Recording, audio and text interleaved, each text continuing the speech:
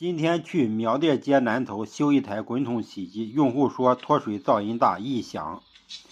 咱去看看是哪里的毛病。用户说特别的响，像拖拉机的声音，像发电机的声音，响得很。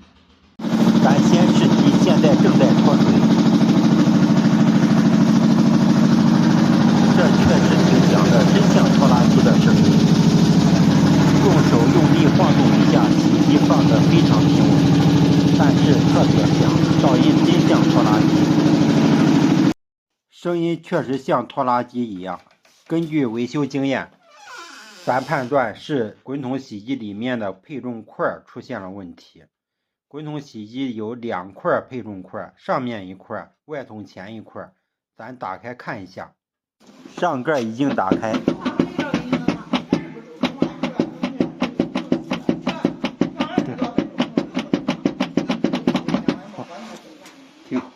OK， 锁定故障位置。故障就是外筒前的配重块松动造成的异响。找找。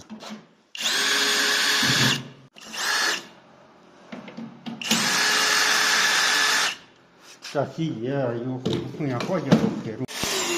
好，走。脚的弹簧。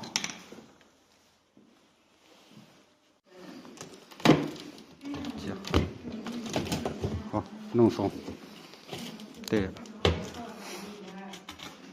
行政它不会坏，它有锈都有。好。这位用户也是大师傅，说了一下怎么拆的，3下5去2的，用户自己就把它搞好了。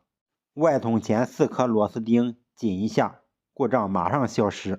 咱现在装机，就是这4颗螺丝钉，配重块的4颗螺丝钉松动造成的异响，像拖拉机的声音一样。全部紧过之后，咱把上面的配重块也把它紧一下，做到万无一失。浆眼应该甩一末了。响不浆眼一听没有是吧？